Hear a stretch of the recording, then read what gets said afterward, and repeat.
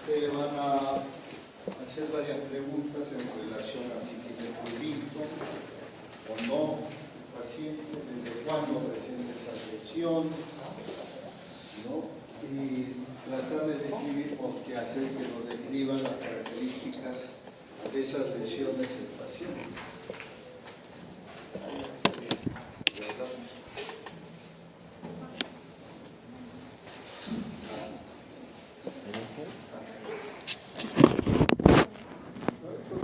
Vemos que la piel más o menos pesa aproximadamente un 7 a 6% del peso corporal y se dice que mide más o menos 2 metros cuadrados de superficie. Ustedes tienen clase en la alternativa también. Esta piel tiene varias funciones, que recordarán la parte protectora, de los elementos, mozas externas, sustancias químicas, físicas. Eso tiene una función termorreguladora a través de la vasodilatación y vasodilatación. También tiene una función reguladora del agua. Se elimina cerca de 500 cc en 24 horas a través de la piel. Y tiene una función también sensorial, ¿no? Hay terminaciones sensitivas que permiten regular esta función. Así. Esta es la anatomía que usted ya la conoce por histología, desde el epidermis, dermis, hipodermis, la glándula sudorípara, sebácea, etc. La siguiente. La inervación que usted también ya lo deben recordar, ¿no? Tanto para el tacto, para la presión, para el calor, para el frío y la irrigación a través de todo el plexo venoso y arterial que se encuentra en el nacimiento. Los estratos que le decía, que ustedes lo recuerdan por histología, desde un estrato basal, ¿no? Germinativo, espinoso, granuloso, hasta el estrato córneo del escamatino, que es los detritus. La presencia de células especializadas que hay a nivel de tejido, los queratinocitos, melanocitos, etc. ¿Sí? Sí. Entonces acá les decía que debemos identificar la lesión, ¿no? Y dentro de esas lesiones tenemos lesiones primarias y secundarias y determinar esas características y luego compararlas, principalmente basándonos en algún atlas dermatológico, porque a veces no se puede precisar bien una lesión. ¿Qué vamos a preguntar? Aparte de la afiliación, de tener datos de, por ejemplo, lugar de procedencia de un paciente que es importante, si ha viajado, por ejemplo, a zonas tropicales, de repente va a traer dermatitis de ese tipo, ¿no? Presencia de hongos a nivel del piel. Si no tenemos ese dato, no lo vamos a pensar. En enfermedad actual, nosotros vamos a preguntar, como les decía, por ejemplo, por una sintomatología bien característica que es el prurito, si ese prurito es localizado o generalizado, si hay signos inflamatorios o no relacionados a la lesión que presenta, cómo es que se presenta esa lesión, de repente ha sido postraumática o ha sido de una lesión insidiosa, ¿no? Paulatinamente, que se ha estado instalando y se ha generalizado en todo el cuerpo. Entonces, toda esa información a ustedes les va a ser de importancia para poder hacer el diagnóstico de la enfermedad. Igual ocurre con los antecedentes. Nosotros debemos preguntar si ha habido algún antecedente familiar para pensar en alguna enfermedad de tipo genético, una neurofibromatosis, por ejemplo, una neurocitosis de módulos, la parte del piel o manchas. Si ha habido antecedentes de ingesta de medicamentos, ¿no? Por ejemplo, uso de corticoides, o si ha hecho reacción alérgica a algún medicamento, ¿no? Para explicarnos la urticaria o la roncha que puede presentar el paciente. Hay, por ejemplo, el uso de quinolonas que puede hacer que a la exposición del sol el paciente empiece a presentar un bronceado.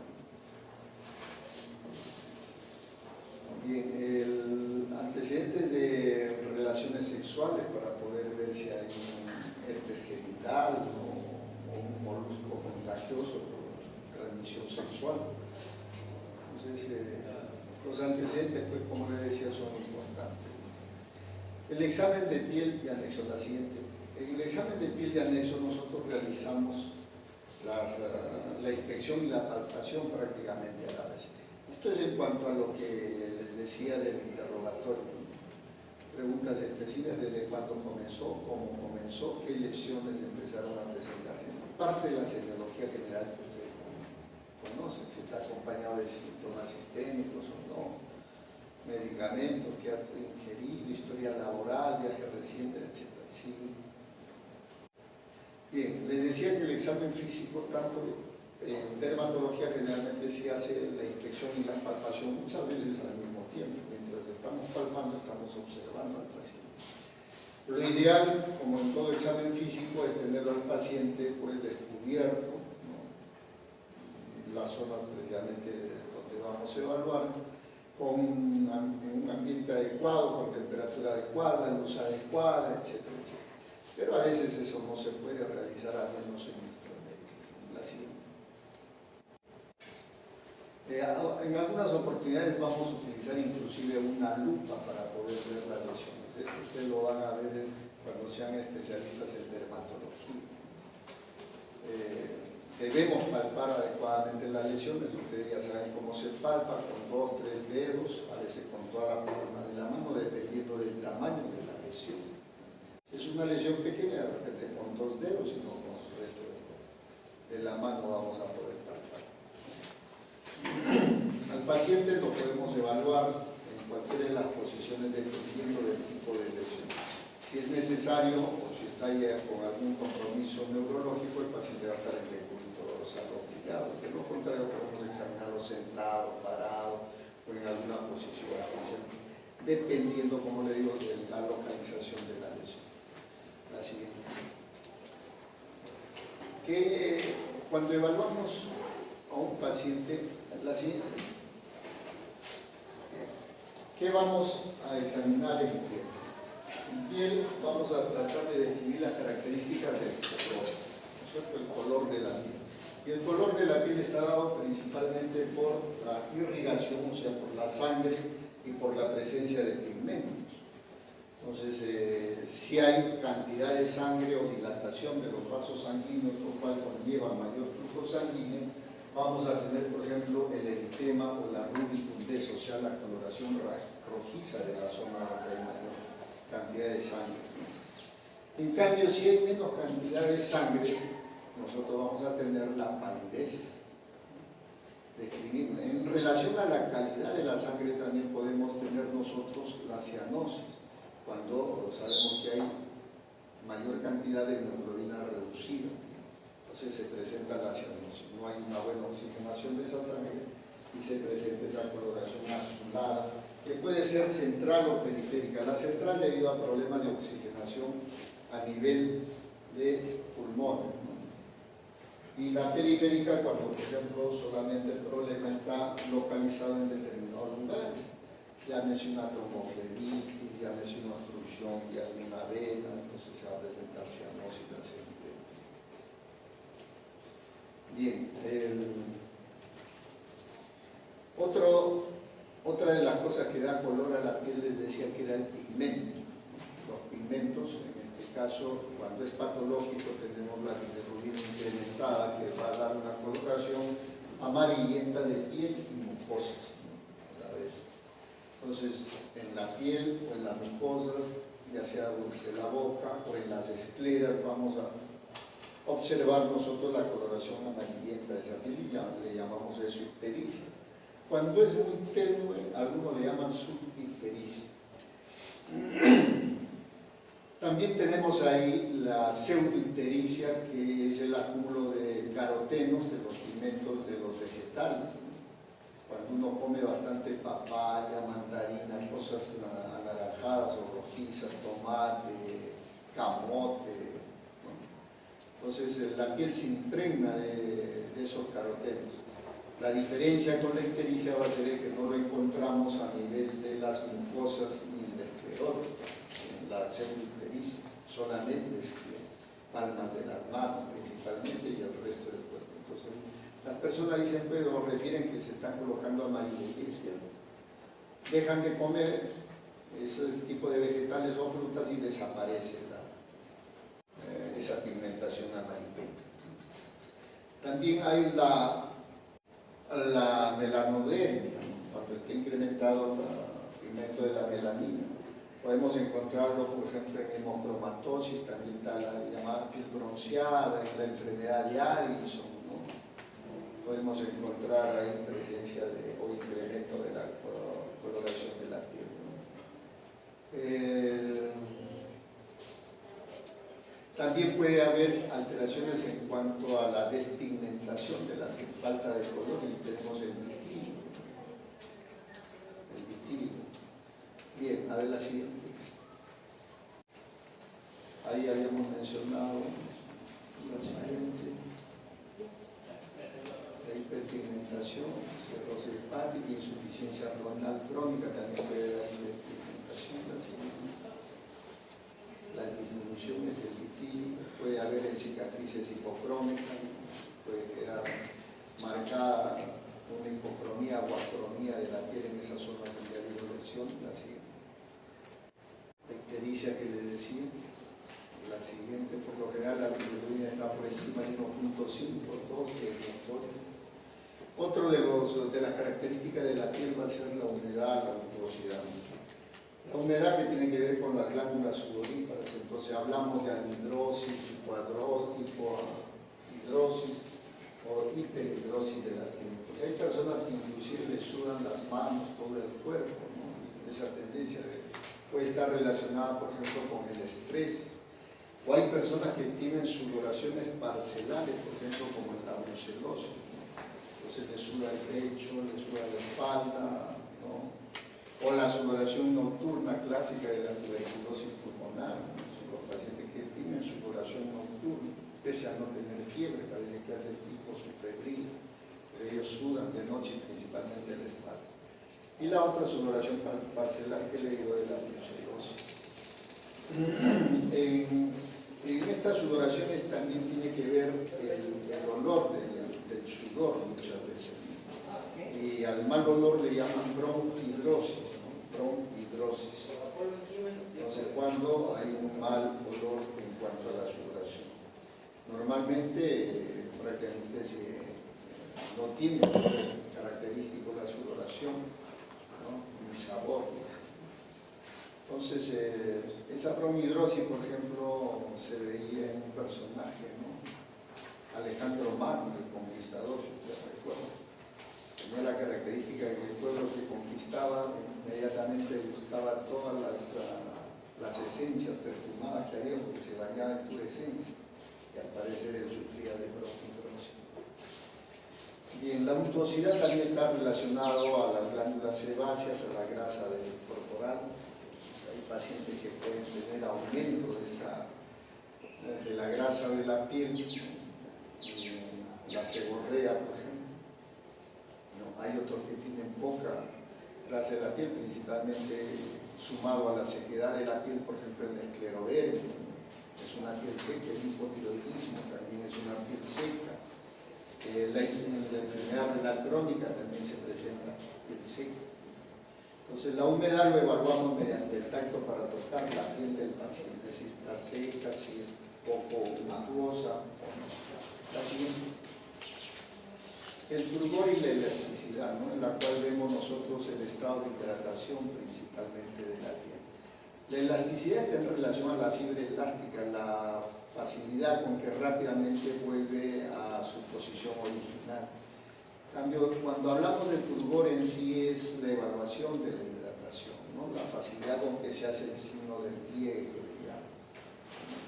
Algunos autores consideran los dos como sinónimos, ¿no? Turgor y elasticidad, pero el turgor en relación está más relacionado con la hidratación de la piel. Por eso se dice que con la edad también hay una disminución de la turgencia de la piel. Pero en sí es de la elasticidad. La siguiente. La temperatura que debemos palparlo con el dorso de la mano, ¿no? De los dedos, generalmente tocamos en la piel para ver si está aumentada, si está disminuida, ¿no? Si esto es generalizado o es localizado. Esto nos ayuda a plantear a nosotros si estamos ante procesos inflamatorios, principalmente de tipo infeccioso, ¿no? Ya mencioné celitis. Bien, también puede haber problemas de hipotermia, ¿no? Generalmente cuando hay hipotensión o cuando hay obstrucción de los vasos arteriales, ¿no? La siguiente. La textura de la piel, ¿no? Para ver si es una piel áspera o suave. La piel áspera lo vamos a encontrar, como algo mencionábamos, cuando hay falta de grasa en la piel, falta de glucosidad, en la esclerodermia.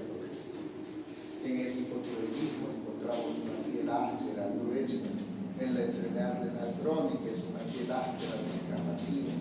En cambio, por ejemplo, en el hipertiroidismo, pese a ser a veces una paciente senil, la piel está fina como una joven, contrasta prácticamente con la siguiente. Cuando encontramos lesiones, sean estas primarias o secundarias, las primarias son las que no tienen una relación con traumatismo y no ha habido un antecedente de alguna lesión en pie. En cambio, las lesiones secundarias son aquellas que se van a presentar después de una lesión primaria o relacionadas con un traumatismo, con una acción traumática. Si encontramos una lesión, ¿qué debemos mencionar? Su localización, obviamente, dónde se encuentra localizado. Luego el tamaño de esa lesión, tratarlo de medir. Si no tenemos 1 centímetro, bueno, aproximadamente 1 centímetro por 2 centímetros o 3 por 2, tratar de determinar el tamaño. La forma de esa lesión, si es redondeada, si es ovalada, si es circinada, como si fuese una escarapela en doble círculo, ¿no? Es característico de las micoses por las lesiones circinadas, o no tiene ninguna forma irregular. Vamos a describir la consistencia al momento de palparlo, si está duro o es blando. Por ejemplo, si es blando, ya estamos pensando en algún problema benigno, quiste sebáceo, por ejemplo, ¿no? Un lipoma. En cambio, si está aumentada su consistencia, podemos plantear otra patología. De repente es un nódulo de un eritema nodoso o es una manifestación de alguna neoplasia. La adherencia, si está adherido o no a planos profundos, lo movilizamos esa lesión para ver si está adherido o no. La presencia de secreciones, y si hay estas secreciones, el olor de esas secreciones, ¿no? La superficie de esa lesión, si es rugosa, si es una superficie regular, lisa o no. Y el tipo de lesión, como le decía, si es primaria o secundaria. La siguiente. Las lesiones primarias son diversas y ustedes van a tener que verlo para poder recordarlo, ¿no? La mácula, que es una lesión plana, menos de 1 centímetro, ¿no? Puede ser hipocrómica, acrómica o hipercrómica, ¿no es cierto? Entonces, ahí tenemos la más característica, por ejemplo, son los lunares, ¿no? Ustedes llegan a distinguir mi palma de la mano, aquí en el borde tengo una lesión, una lesión primaria, que es una mácula, es un lunar plano, o sea, un nervus plano. En cambio, si ven mis nervios de acá del labio, este es elevado, ¿cierto? Este es una pápula, pero es un nervus. La pápula es una lesión elevada con menos centímetros, pero también puede ser hipercrómica, crómica, hipocrómica. Entonces, esta es una pápula, pero es un nervus elevado. Cuando la lesión plana, o sea, la mácula, es más de 1 centímetro, ya estamos hablando de mancha, ¿no? Las lesiones mayores de 1 centímetro y planas son las manchas. Las máculas son menores de 1 centímetro. La pápula les decía que es una elevación, ¿no? Pero de menos de 1 centímetro. Por ejemplo, podemos encontrarlo en las pápulas en el sarampión, en los lunares o nervios. Las vesículas, en cambio, son lesiones elevadas con contenido líquido de menos de 1 centímetro, ¿no? Menos de medio centímetro. La ampolla llega hasta 1 centímetro y también tiene una colección, ¿no?, líquida. Es más, esa colección puede ser hemorrágica, serosa. Y cuando esas ampollas son de contenido purulento, entramos a lo que se llama la pústula,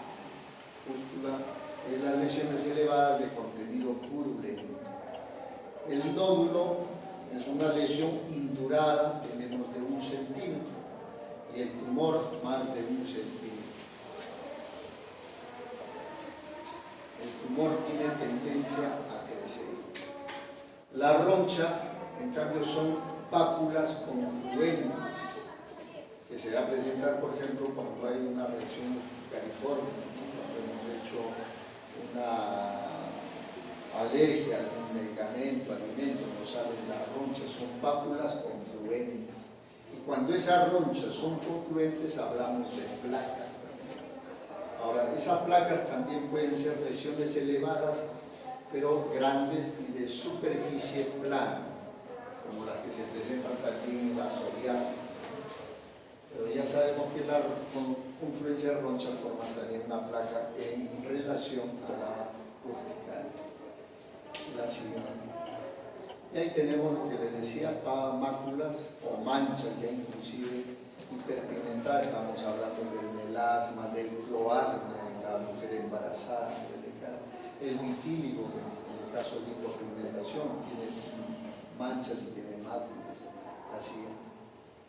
La vesícula, que son lesiones pequeñas de contenido, como en el herpes, por ejemplo, o como en la rubiola o en la varicela. La ampolla, que es de 1 centímetro, ¿no? Contenido líquido también, como se puede presentar en las quemaduras, por ejemplo. Puede haber ampollas de mayor tamaño también, pero esas son ya de tipo tamaño. Las pústulas, que también son lesiones elevadas, pero de contenido purulento, ¿no? En el ectima, por ejemplo, la siguiente, o cualquier proceso infeccioso. El molusco contagioso, estas son lesiones, ¿no? Pero que tienen, si uno lo ve bien, una depresión central. O sea, es una lesión elevada de tipo pustular, pero con depresión central. Esa con depresión central en la parte media está deprimido, es el molusco contagioso. Siguiente. Igualmente la presencia de verrugas también, ¿no? Las verrugas son lesiones primarias también, son elevaciones, son pápulas epidémicas. Siguiente. El líquen plano igualmente son pápulas, elevaciones de la piel, pueden presentarse en procesos crónicos, ¿no? Algunos autoinmunes, la siguiente. Las urticarias, ¿no? Las ronchas, algunos les denominan abones también. Hay presencia de edema, pápulas de hepatizada, por ejemplo, la siguiente. Las placas que les decía, como el erisipela o la psoriasis, que se presenta, elevaciones con superficie aplanada. La siguiente. Los nódulos, como en el tema nodoso, son nódulos que pueden ser visibles y palpables, indurados, menos de 1 centímetro. La siguiente. Los tumores, que son más de 1 centímetro, algunos benignos, algunos no. La siguiente. Las vegetaciones con condilomas acuminados, ¿no? Enfermedades de transmisión sexual, la siguiente. Las verrucosidades que se pueden presentar, la siguiente. Las descamaciones pueden considerarse a veces lesiones primarias en algunas personas y en otras lesiones secundarias, dependiendo de qué momento se presenta. La siguiente. Dentro de las lesiones secundarias, como le decía, aquellas que evolucionan de una lesión primaria o se desarrollan como que consecuencia de un traumatismo, ¿no? Tenemos acá las costras, por ejemplo, ¿no? Que son las desecaciones del líquido que se puede encontrar a nivel de piel. Si es puede ser una costra serohemática o hemática, dependiendo del tipo de líquido que haya. Las erosiones, que son soluciones de continuidad, pero sin pérdida de sustancia, ¿no? Por ejemplo, un corte, perdón, la fisura estoy hablando. La fisura es una solución de continuidad en la cual no hay pérdida de sustancia, ¿no? Un corte que se ha dado, ya sea con una arma o con una uña. La erosión sí es la lesión traumática que se va a presentar, ¿no? Con pérdida de sustancia epidérmica. La úlcera sí es una pérdida de sustancia, pero que llega hasta la dermis y que por lo general va a cicatriz o cura con cicatriz. En cambio, las lesiones epidérmicas por lo general no curan con cicatriz, salvo que haya alcanzado una cierta profundidad. La cicatriz, que es la formación nueva, se puede decir, de piel, dependiendo de la lesión. Si es epidérmica no deja cicatriz, les decía, si es hipodérmica sí. Y esa cicatriz puede tener tendencia a crecer, ¿no? Y es lo llamado queloide. Cuando una cicatriz empieza a desarrollarse, a aumentar de volumen, se llama queloide. Nuestra raza y la raza negra por lo general tienen tendencia al queloide, entonces debemos tener cuidado nosotros de alguna lesión. Las escoriaciones también son traumáticas, lesiones traumáticas, cuando nosotros, por ejemplo, arañamos, ¿no? O cuando una arma puede lesionar la piel y desprender la epidermis. La liquenificación más bien son lesiones crónicas, generalmente debido a procesos de raspado o de traumatismos crónicos a nivel de piel, ¿no? Presión, etc. Esto se ve, por ejemplo, en personas expuestas al sol también y a nivel de cuello, ¿no? Por el uso de la camisa en personas seniles se puede ver esa liquenificación de piel, se endurece la piel. La exulceración, por ejemplo, es cuando una ampolla se ha roto y se pierde la epidermis y queda expuesta la piel. La siguiente. Es lo que les decía, fisuras pequeñas o grietas también que le llaman, pero no hay pérdida de sustancia, solamente hay discontinuidad. La siguiente, escoriación, los arañazos típicos. La siguiente. La erosión, cuando ha habido algún raspado, una lesión de piel, la parte superficial. La siguiente. La costra, que le decía, la desecación de la sustancia líquida que hay. La siguiente. La úlcera sí es más profundo, es una pérdida de sustancia, pero más profundo, no es la epidermis, no es como la erosión. Acá ya la pérdida de sustancia llega a la dermis. Y la característica es que cuando cicatriza o cuando cura hay cicatriz. La siguiente. Las escaras, que es la lesión necrótica de una úlcera. La siguiente. La cicatriz que le decía, esa es una cicatriz queloide, por ejemplo, se está desarrollando. Al momento de desarrollarse una cicatriz, o sea, de crecer, empieza a haber prurito también. Esas son las dos características, aumenta de volumen y da picazón. Entonces uno está hablando de que es una cicatriz activa, un queloide. La siguiente. La atrofia, bueno, cuando hay involución de la piel. La siguiente. La liquenificación que les decía, se engruesa la piel por el roce continuo. En ciertas personas, obviamente no en todas se presenta.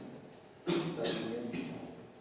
La fístula, bueno, cuando hay abscesos o colecciones internas puede abrirse a la superficie y produce la fístula. La siguiente. Las escamas que le decía, tanto que puede ser una lesión primaria como una lesión secundaria. La siguiente. Y en cuanto a la siguiente, anexosifameras, algo que ya se ha visto en cabeza y cuello, que es el cuero cabelludo, en la cual vamos a describir también el color del cuero cabelludo, la distribución, que es característica también secundaria sexual, generalmente de la mujer tiene una distribución prácticamente semicircular, ¿no? En el varón tiene entradas y salientes, pero les decía que la característica de nuestra raza, tanto en el varón como en la mujer, se va a presentar la forma semicircular.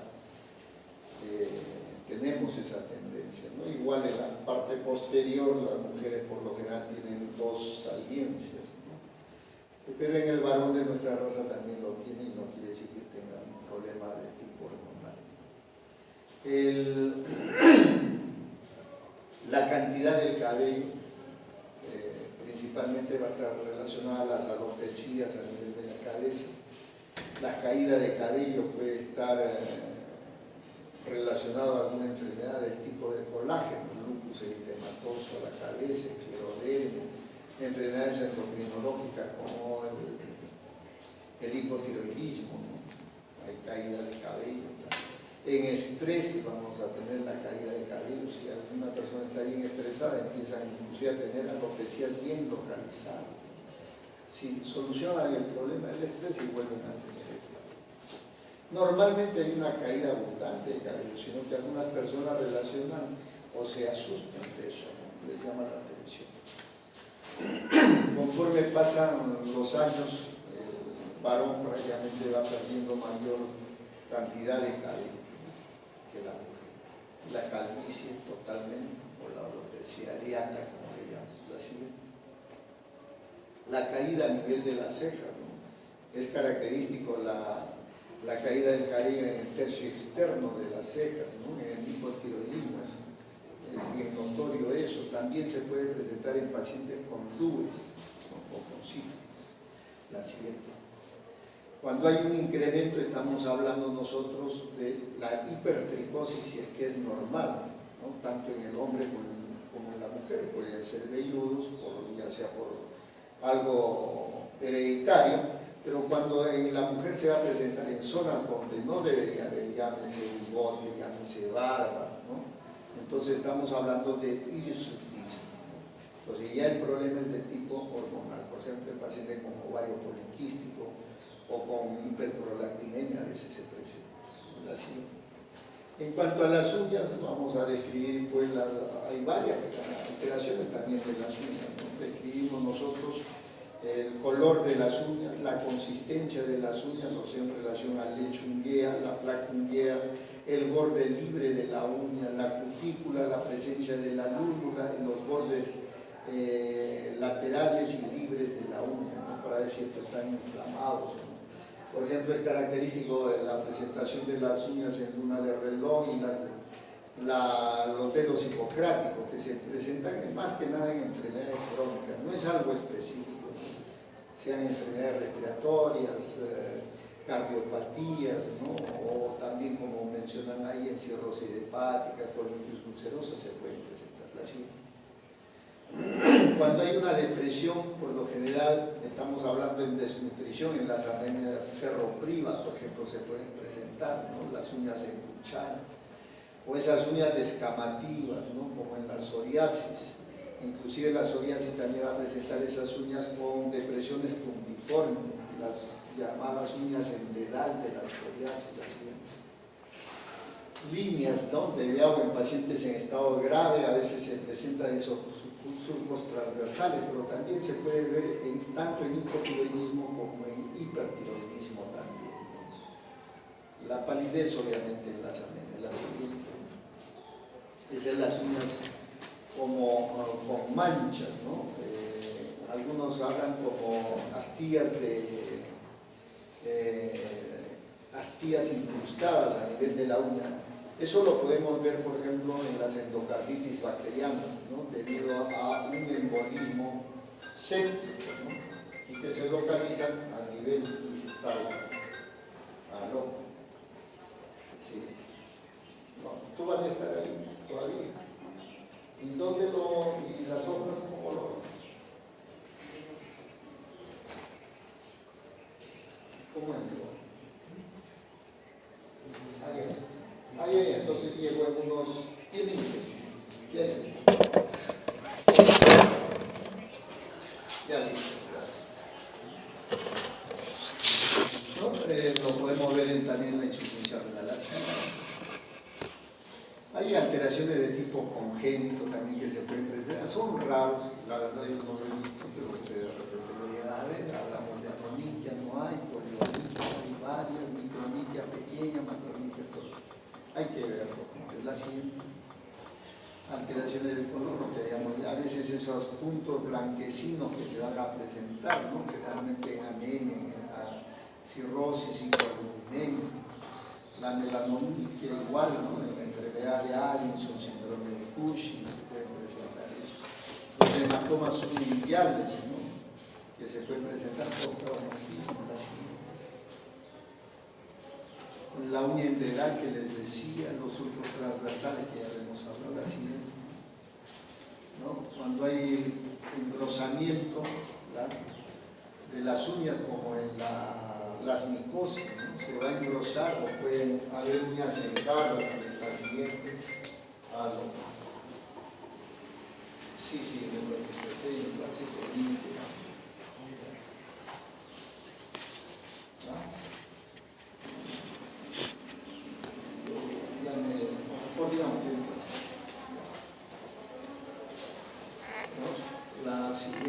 Las inflamaciones a nivel de las uñas, ¿no? Las onixis o perionixis cuando están inflamadas, o las llamadas uñas encarnadas, ¿no? Cuando uno se corta mal, se introducen esas uñas y pues a la larga se van a infectar, inflamar, producir todo ese cuadro doloroso. Así. Muy bien, chicos.